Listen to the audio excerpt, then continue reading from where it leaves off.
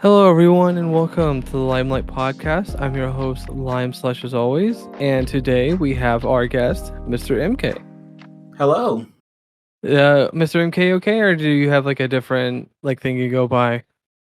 My actual stage name is Mr. KmK. Mr. KmK. But a lot of people call me Mr. K because it's very hard to just type that out every time. So either way, I respond to KmK, Mr. KmK, or just Mr. K. It doesn't really Yeah. matter for me.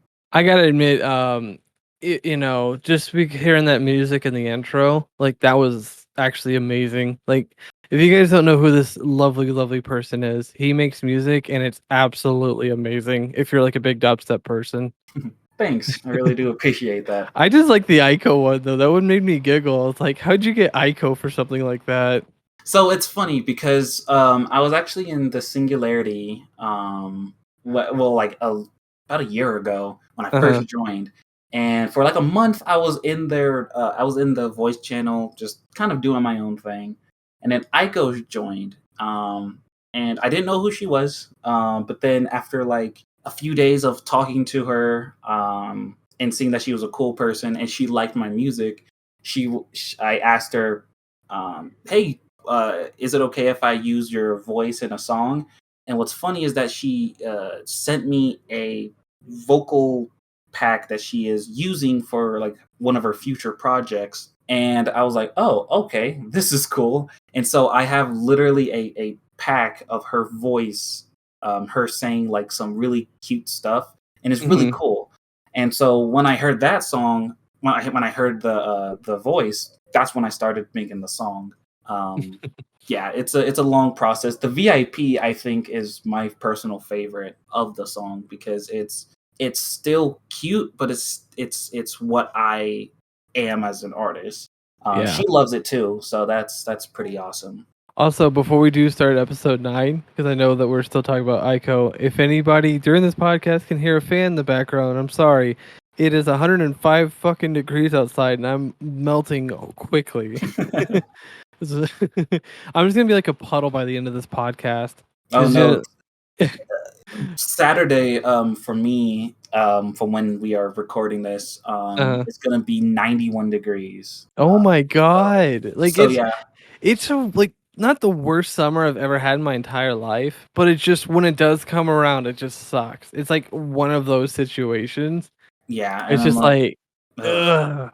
Like, I get it. Some people are like, oh, I'm a summer person. I like the heat. Da da da da. And I'm like, I'll be real with you. I would rather have frostbite and like be numb for a few minutes, like walking somewhere, than like coming home drenched in sweat, not being able to breathe. Just saying. Yeah, I mean here in where I'm from, Colorado, dead in the center of the goddamn United States.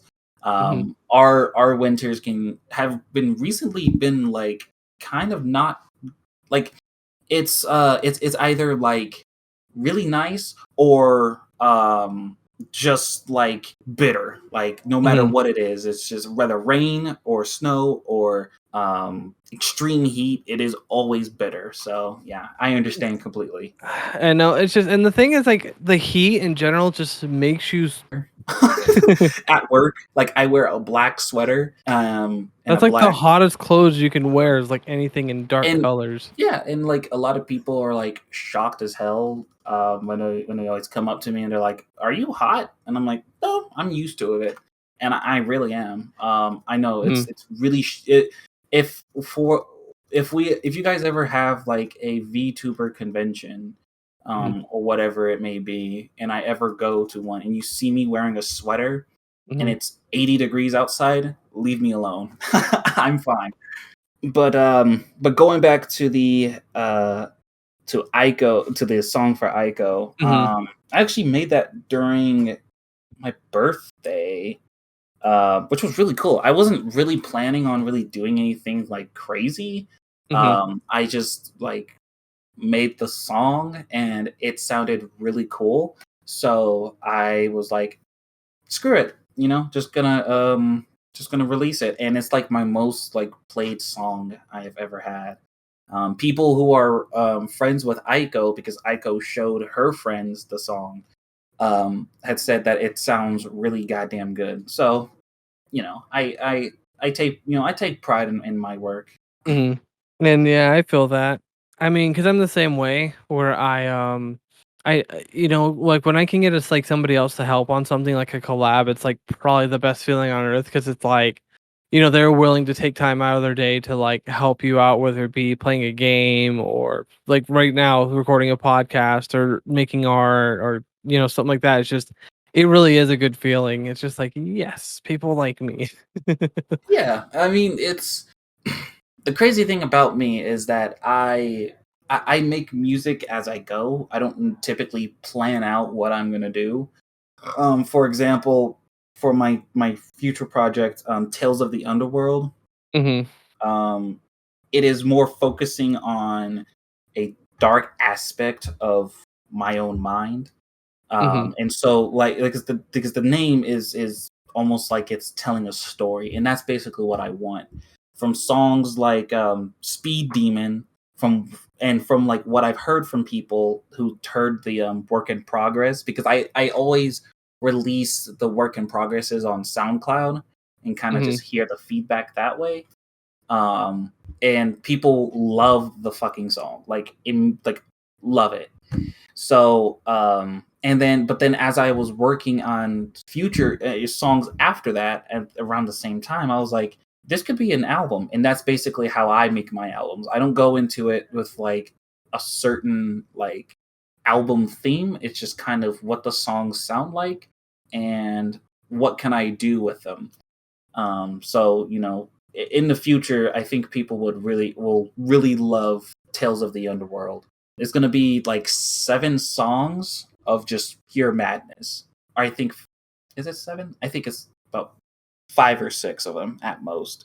Sorry, it's kind of hard to like re recant like how many songs are going to be an album, because sometimes things will change, which always happens in any kind of project you're doing.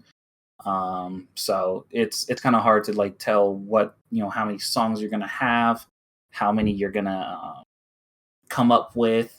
Are you gonna take any away? So it kind of varies on what you want to be in the song or in the hmm. album.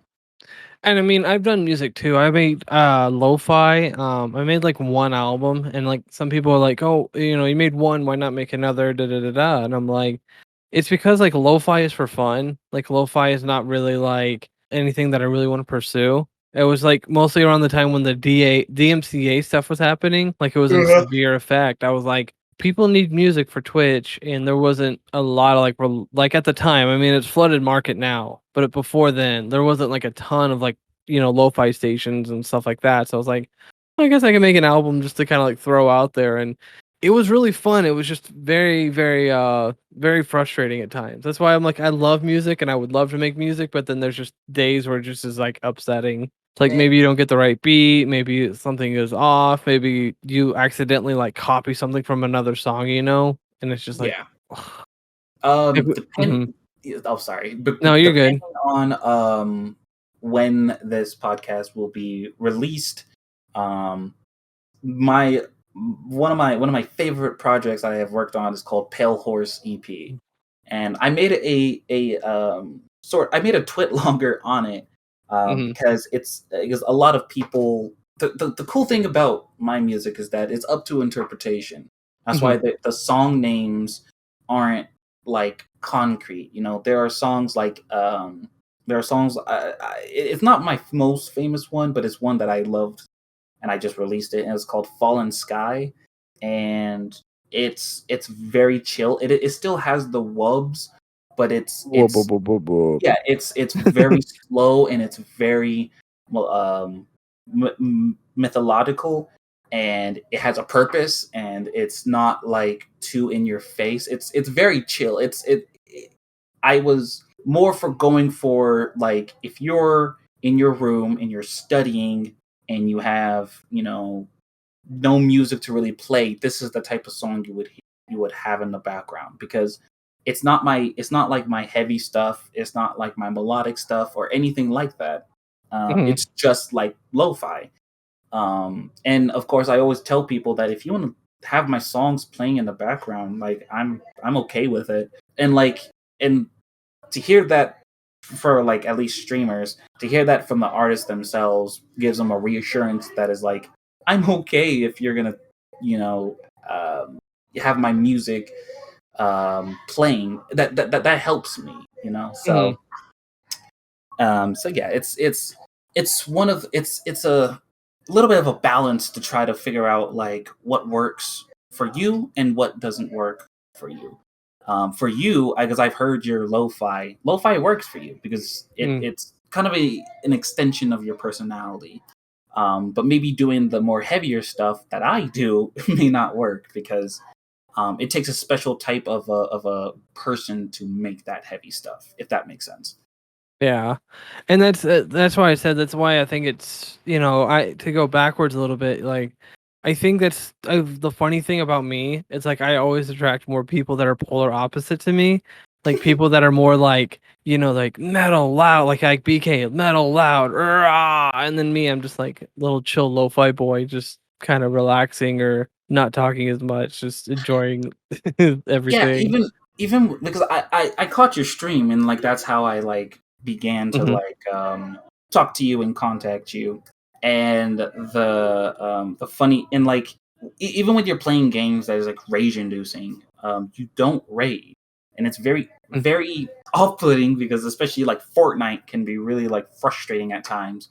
But you don't rage. You don't slam your desk, you don't do anything. Like you're just like, oh well, and you move on. And that's why it's like, what the hell? Like, why aren't you mad? I have actually had people tell me that's impressive. They're like, "Why don't you get mad or upset at little things?" I'm like, "It's a game. To me, it's just a game. I'm not, like if I was like trying to push for like higher ends and stuff, then like yeah, I'd get frustrated or upset. But I let that part of me go so long ago because I was like, it's just not worth it to push myself for something I'm probably not gonna want to go into a career field for. Like I feel like the people that are playing top 500, like they want that as a job or to make some money, you know what I mean? Like, Yeah, once you hit that high level, it's like you can be a coach, you can sell your services to help people, you can go into try to become a professional player, there's a lot to it, and that's why you have to be on top and always win, and win as many games as possible.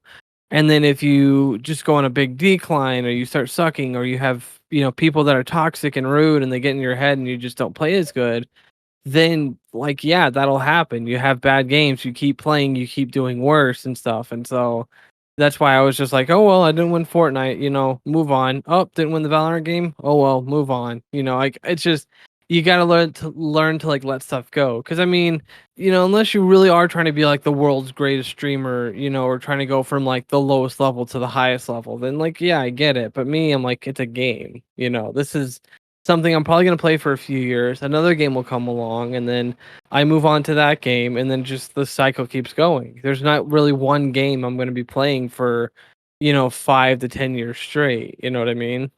yeah. I mean, and that's why I like to play games like Monster Hunter where you don't when if you've ever played Monster Hunter of any kind, a Monster Hunter series, so to Hmm. speak, you will see that Monster Hunter is like if you die by from fighting the monsters, so what? It's more of a trial and error thing to see like what works and what doesn't work, and like to just keep persevering and just it's more of a self accomplishing thing than like versus like Valorant, as you use an example where you're fighting against another person. So it's your knowledge of how to play the character and how to play the game versus another person's. So it's and if that's what people want to do for their job or want to do on their free time, absolutely go for it. But like a lot of for me, I feel the same way when it comes to like music because like when I try to like explain stuff to people like of what I'm what I'm struggling with, it's very hard for me to like for them to connect with me because the things that I'm saying is like insane. like because like the terminology that I use is like it's almost as if I'm like casting a spell, um, like from Harry Potter. Like it is so left field and so random sometimes. Mhm. It's hard for them to connect with me.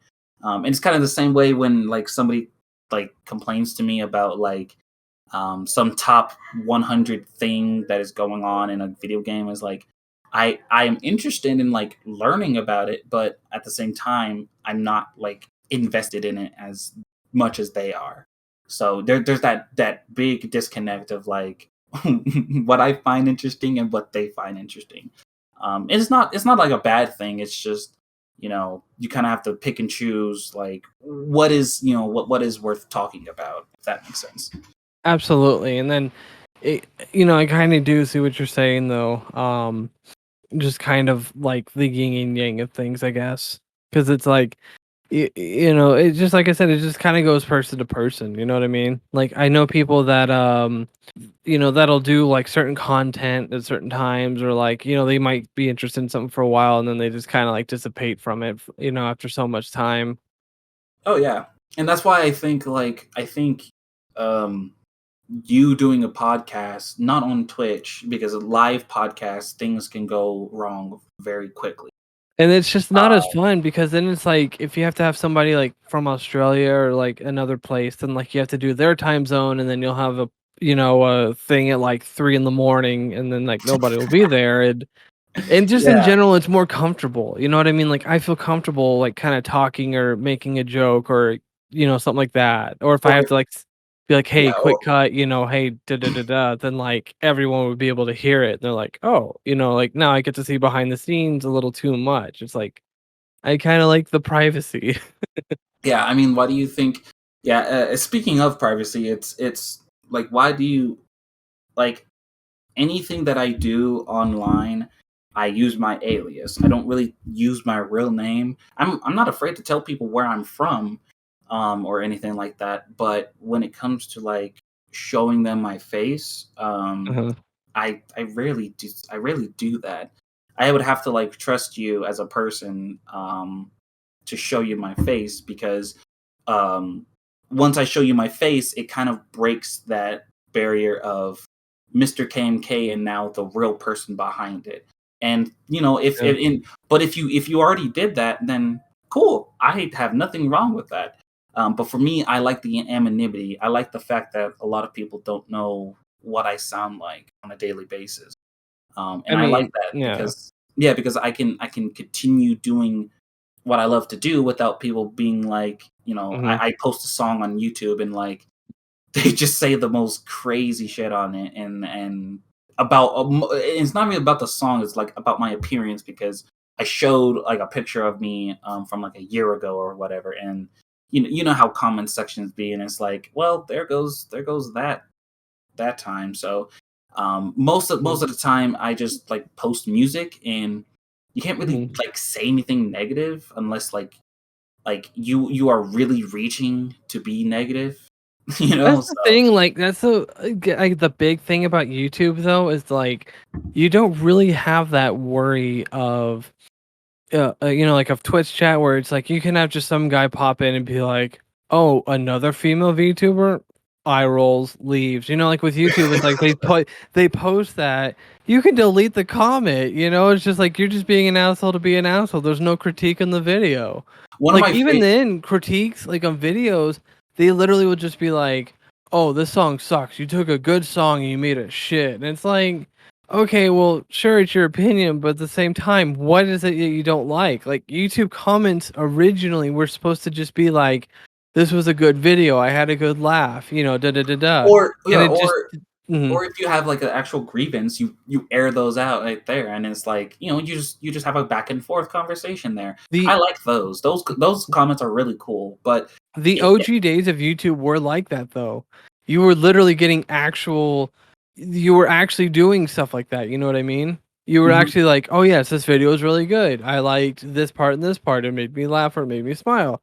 You know, and if it was something bad, it would be like, I didn't find it as funny as probably some other people, but you know, da da da da. And now it's literally like, hey, go to this part. It sounds like he's saying penis. Go to 800. It sounds like he's saying penis. Yeah.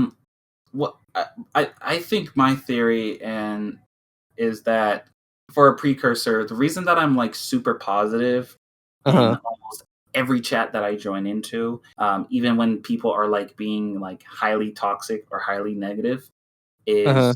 is I try to condone myself in an online sphere in a way that is reflecting me in a good way. B, it's much it is much easier to be negative than it is to be positive. And Mhm. um because like you have to like actively try to make people, smile, even if it's like a passing joke.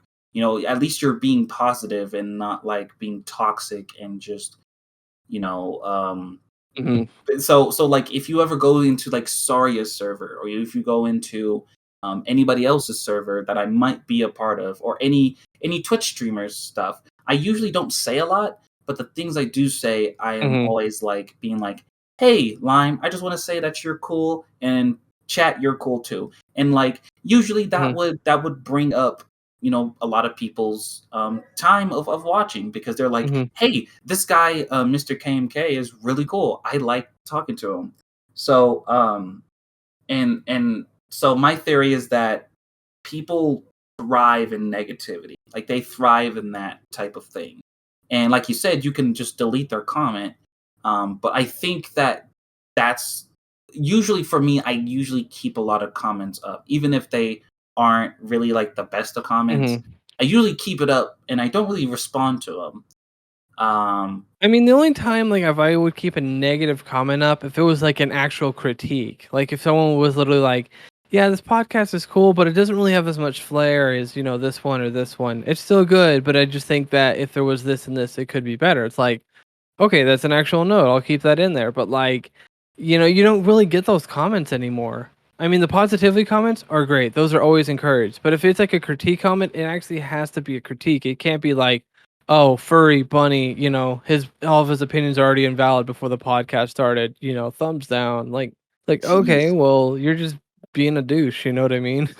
No, yeah, I get that. And like I said, it's when you and they and I think in their head they think they're like, because there are parts of the internet where they do that. Like they will literally tell people is like, "Hey man, there's this video I saw.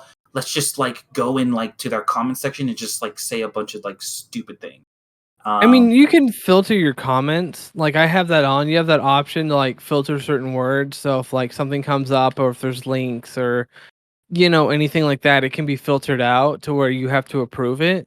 And then there's some people who literally will go through and be like, they'll literally click the button that says, you have to approve all the comments. Like they will make sure that people aren't just spamming or posting stupid stuff on their channel. yeah, I'm not like big like that where I would do that. But I like I said, I keep my comments pretty open. Even if you want to like criticize my music, I'm gonna look at it, but I don't respond to it. And I think that part is important. Is that a lot of people will say a lot of dumb things and say a lot of things that will get underneath your skin. Hmm. But at the end of the day, and I have this type of conversation with like people in with other streamers and other content creators that I like, Scouty and other people. And if you're watching, and if you guys are watching this, hello, hi. But the thing is that once the computer turns off, I don't really have to think about it, like, Hmm. and that's the beautiful thing about the internet, is that I move on, I go outside, I go and touch grass, I What's go and what's live my what's life. outside? When did this happen? When has there been an outside? um but no, like oh man, like the especially the EDM community, is so goddamn hard to be super positive. And not even super positive, just be positive in general. Like at or just like be critical of any music that you hear. Because a lot of people will say that oh, I have a hot take, but it's just like an opinion of something that they heard. And I and for me, it's like it's not really a hot take. It's not like you're saying like something that is so left field that people will disagree with you. You know, that's what hot takes is. It's like you take a subject and you take the most like extreme position that there is to get a reaction of some kind. But if it's just like an opinion of yours, um, then for me, it's not really a hot take. And I think that the EDM community focuses too much on like what each other is saying instead of like just create music, you know. So Hmm. for me, it's more of that I will critique what I can because in any given moment, in any Hmm. given week, um, there will be like many releases from like labels like Subsidia or labels like Broken Volt Records, and these record labels that have like insanely talented artists. But it's really hard for me to really critique anything because I am being bombarded with like people saying like, "Hey, Mr. K, are you gonna like talk about this song? Are you gonna like listen to this song?" Like I will eventually, but it's really hard for me to like sit down and listen to any song because um you know there are so many different, like I said, there's so many labels out there that are trying to kind of basically compete with each other to have like the best artists and the best um EPs and the best singles and all of this other stuff. So Hmm. it is important for us smaller artists to not give a shit at that moment. Once you get your discography kind of settled into a like a consistent discography release, um, then yeah, maybe you can start looking into like getting your stuff out for demo submissions and stuff. But for the time being, just make what you are happy with. Um, and I think for me, it took me a little bit to kind of realize that because I have a total of like I have a total of like 11 work in progresses. Okay, and that's a lot for somebody like me. That's a lot, but I I actually went back and reworked them or just completely made something different from them because I wasn't happy. I was not happy with what I was making. Hmm. And this will, and this will go for kind of anybody that is an artist. Um, the hardest thing to do as an artist is to admit that like you're not happy with what you're making, because we all want, at least in my community, because I can only speak from my point of view as a EDM artist, or for a lot of you guys out there, a heavy dubstep artist, um, is that I'm not happy with what I make sometimes, and that's okay. And I have to be comfortable with knowing that it's okay to not like what you're making.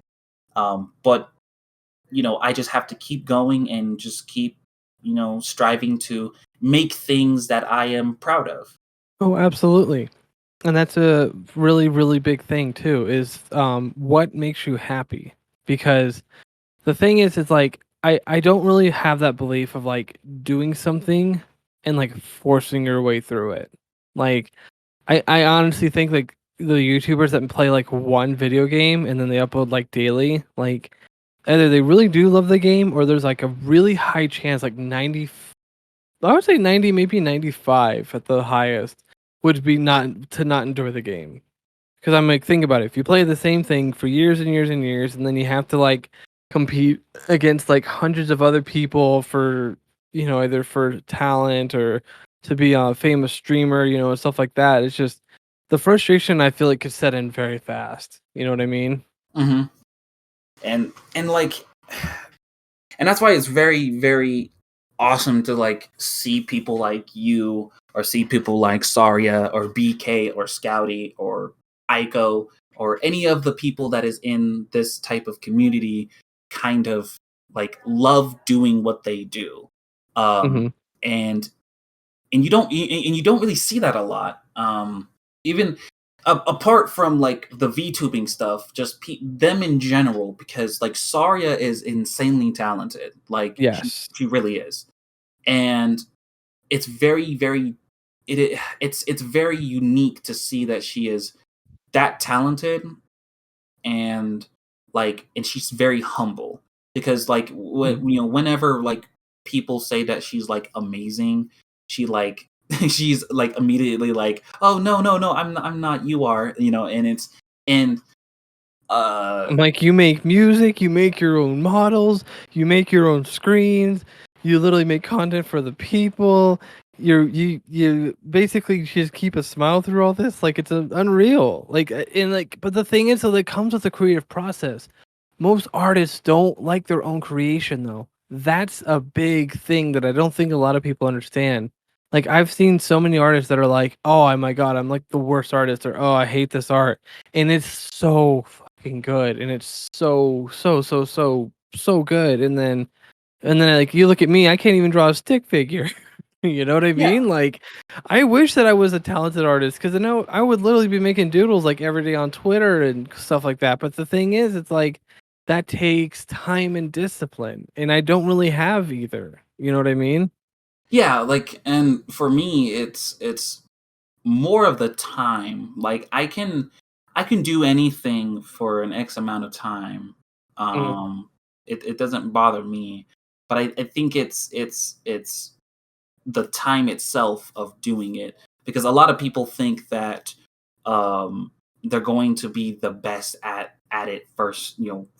When I first started making music, I was doing what you do, like lo-fi, because it was very Yes. simple. It wasn't really complex. But then after a while, I realized that I want to make something that is an extension of me. So that's when I made Rose's EP. Mhm. And it's still probably like a lot of people's favorites, because it's my first one ever. But as time went on, so did my vernacular of the EDM language. Because I still listen to like my heavy dubstep side, but then there's also the melodic side. Because I grew up during the times of the melodic dubstep scene, where you have people like Flux Pavilion, and you have people like Rusko, and you have people like Dr. P and Excision at the time as well. I also heard people like Schism and Caspa and Benda, who are like seen as like the originators of what we declare as dubstep, which is like 2011, 2012 era, and probably even before that. So, um, like I have a much deeper appreciation of what dubstep is now, because I I started with these artists. So now that we have crazy artists, like and a lot of people put me in that category, but in a lot of instances I'm not. I'm good at what I do, and I appreciate a lot of what people say about my music, but I have a lot to learn, and I'm still learning myself. Um, and so, and I hope that like my EP, Tales of the Underworld, will kind of show you guys that, because because I do heavy dubstep, it doesn't mean that I can't show you a nice clean sound designs. I can't, it doesn't mean that I can't show you what good heavy music should sound like. And going back to what you said about people not liking what they make, if you actually talk to a lot of artists in my community, Mhm. I say my community as in like me being a part of it. You'll see that a lot of people are like, "Oh yeah, man, I hate everything I make," because they're so like caught up in like trying to be like the next best thing. Like the next best thing is something that we don't even understand yet. So um, because like the timeline of the next best things were like Skrillex, because at the time Skrillex's sound design was completely different. It was something that we've never heard of. Hmm. Um, and then you have then you had Murata, or Mastodon as he was called, he has this heavy industrial, almost demonic sound design with these heavy industrial drums that just like takes your soul away. And, then you have Leotrix, in which he does what is called future rhythm. So future rhythm is like traditional rhythm dubstep, but it has a melodic elements into it. And or or any of the future rhythm artists like Sharks, Ace Aura, Chime, any of these guys. Well, I guess Chime would be declared melodic dubstep, but he does do a lot of the future rhythm stuff, and it's with somebody like me, I do pay close attention to what makes it this thing, what makes it that thing. But when you actually listen to my music, which I know you've had, because I sent you the work in progress one I was working on, you see that it's not really a particular genre. Hmm. And I think that that's what a lot of people like about my stuff, and I can only assume because I get a lot of comments every day about it. What they like the most about it is that it doesn't follow suit of anything that um, that is already there. Like, I do take a lot of elements of a lot of different artists that I listen to, but at the end, I don't really like, in my mind, I don't want my music to sound like specifically like this type of genre, or I want it to like sound like this particular thing. It's whatever I feel like works the best will usually work the best. Um, so with a lot of people out there, if you ever stumble across this podcast, or if you ever stumble across this part of the podcast, um, don't follow what is popular at that moment, because as fast as it comes, it will soon leave. So it's better to just kind of keep an eye out on what it is than try to capitalize on it, because it's the next best thing. Especially if you are a artist of any kind, just do the thing that you are doing, but maybe add a little bit of different elements into it to make it different and make it special. So yeah, I guess that's kind of a PSA for a lot of up and coming artists of any sort. Absolutely. And actually, with that, we're gonna go ahead and take a quick ad break, and when we come back, we'll continue the cast. See you guys soon. This podcast was brought to you by Freshen Up Hydration. Freshen Up Hydration is a energy drink and hydration formula service that gives you plenty of energy without the crash and the chalky taste, and hydration to help you get all your electrolytes back into your system.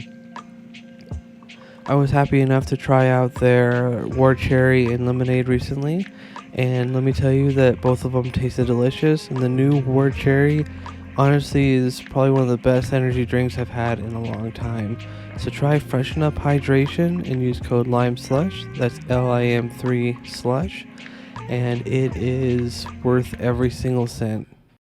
This portion of the broadcast was brought to you by GreasyGamer.com or GG.tv, a wonderful little website that is better than Twitter because there's not as much drama, and in general you can meet other content creators. So basically, GG.tv, it's like Twitter without the bullshit.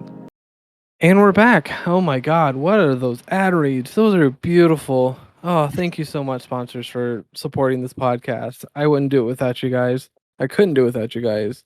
Oh. But, Mr. MK, besides doing your music and other cool stuff like that, what are like some other stuff that you kind of do like offline or maybe kind of in your free time?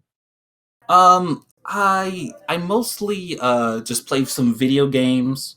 I make my own album covers, But I would love to like kind of like expand a little bit more on my on that type of stuff. I also work, um, and so for me, I have to make money somehow. So my music is not really like as lucrative as a lot of people think. So I have to make money somehow. So that's Yeah. what that's what I'm doing I 99% of my time. That's the thing. It's like some people are like, oh, just go on and do Twitch and you'll make so much money and da da da da. And I was like, no. It's like it's a luck of the draw. Like I think that some people when they do get popular and stuff, like then it's a lot more easier. Maybe you have, monthly income or, maybe you can make it just enough to kind of slip by. But it's just like I feel like it's just a lot harder nowadays because of how flooded things are, but also in general, like the economy's hard as hell on everyone right now. So like people really don't have that like $1,000 or $100 to throw anymore. You know what I mean? Yeah. Oh Some man, people like do, I'm sure, but a lot of people really don't as much. Because I yeah, remember in like 2020 seeing that like a lot, like where people like when they got their stimulus, they were giving out like $100 donations and or like giving out like massive amounts of gift subs and stuff like that because they were like, well, I'm good on my stimulus, so here have $200. You know what I mean? Thank you for the entertainment. And I'm like, damn, I'm jealous. The jealous is coming in. uh, But no, yeah. no, yeah, yeah, especially for you smaller creators, Mm, I wanted, I still do want to like, give back to you guys in a much bigger way than I am capable of right now, because money is not a easy thing to acquire sometimes. So, but yeah, like it's I don't know. It's really different when it's like when you do what I do, or when you do anything of any talent.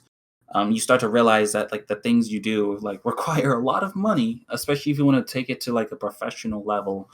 Um, like I also DJ, not like going to like clubs or stuff like that, but I do like bedroom DJing.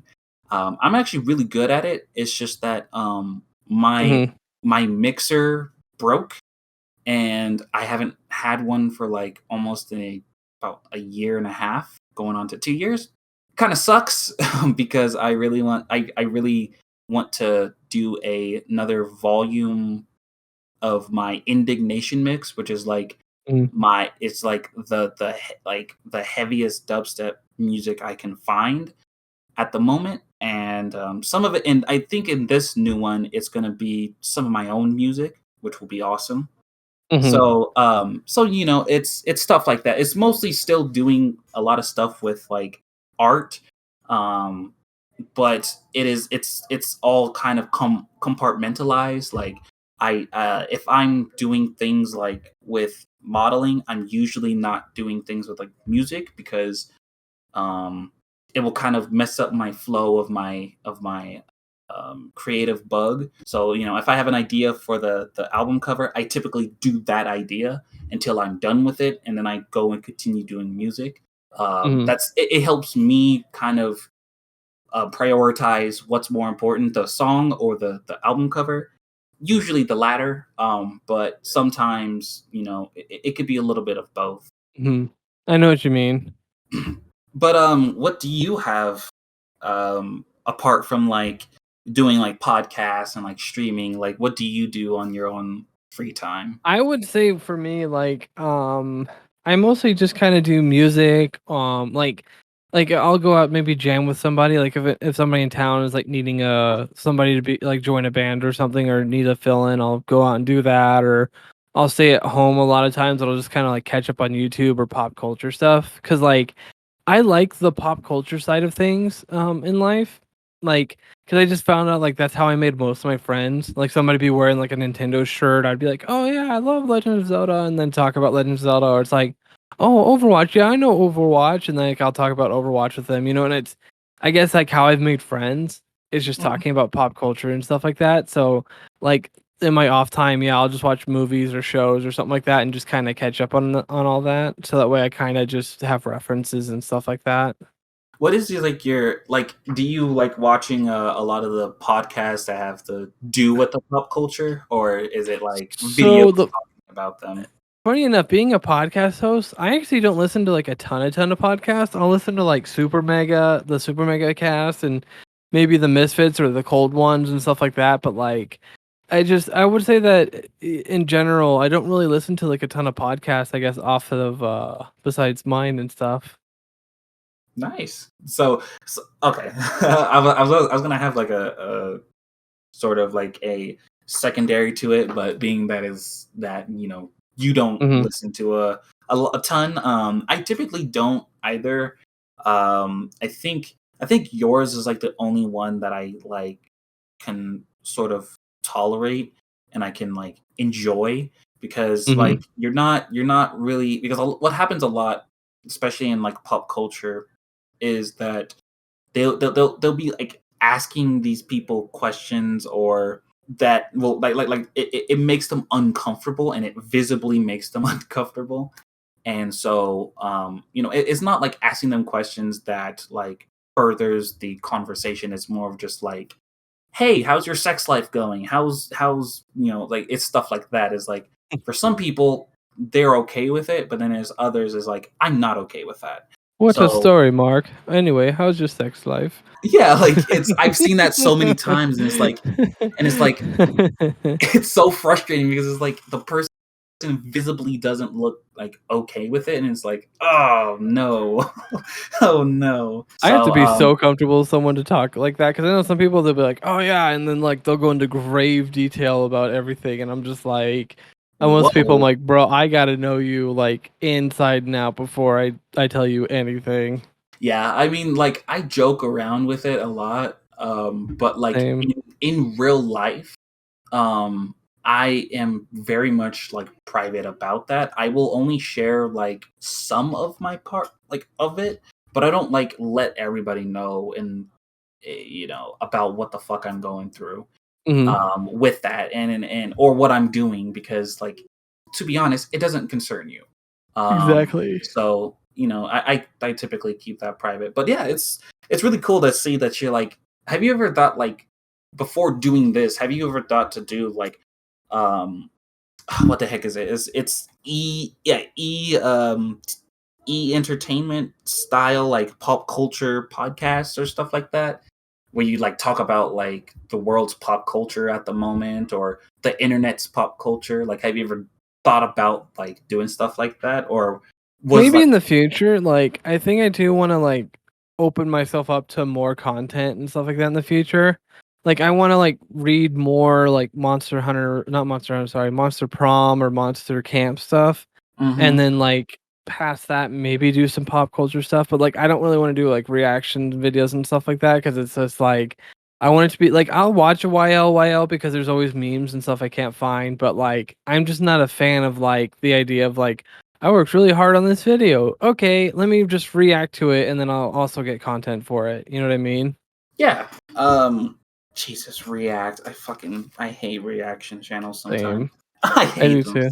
So like because the thing about reactions is that they are so lucrative. I don't know who started it, but god damn it, they I think it might have been like one of those big production companies. I think it might have been the Fine Bros that like perfected it, but like the solo dolo sort of reaction channels.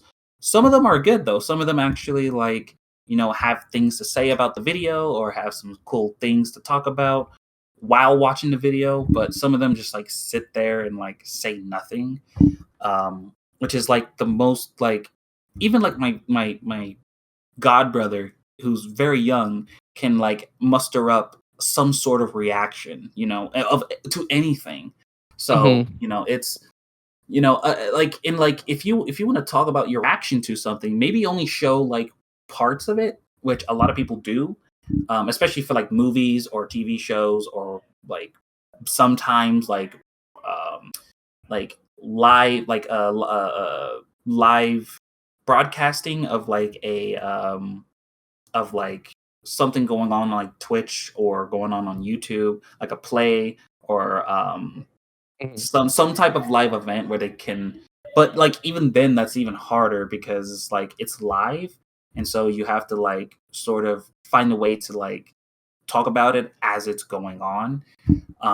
Which at a certain point, there's nothing else to talk about.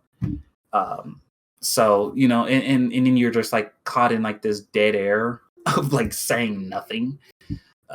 So yeah, I have a lot to say about reaction channels. Like they're just some of them, but like I said, to be fair to them, there are a lot of them that are hit and misses. But like the ones that hit, they're like so like the actual people themselves, they only have like maybe like 5,000 subscribers, if that. So and the big name ones have like hundreds of thousands, if not a million. So and it's like, what the hell, algorithm? Like what's going on? And I know that like speaking of the algorithm, I know you had like because I saw the one of the videos was talking about um the algorithm kind of screwing you over, like not helping pushing your videos out to people. If I can remember correctly. If not, then you can absolutely like interject because it's been a minute since I saw that video, so I could be totally wrong about what you said in that video. But at least from my knowledge, that's what it was about, and that's basically what happens to a lot of small creators, It including me. does. We get a lot of small creators get swept under the rug. Like some people are like, oh, you can just go on Twitch and go look at people who have like 0 viewers or like 3 viewers, and I'm like, I wish it was that simple, but that's not really the case anymore. Like nobody's really gonna type in VTuber podcast, and look like, do I want to listen to the one that has 15 views or do I want to listen to the one that has 1 million views? Yeah, that one. You know what I mean?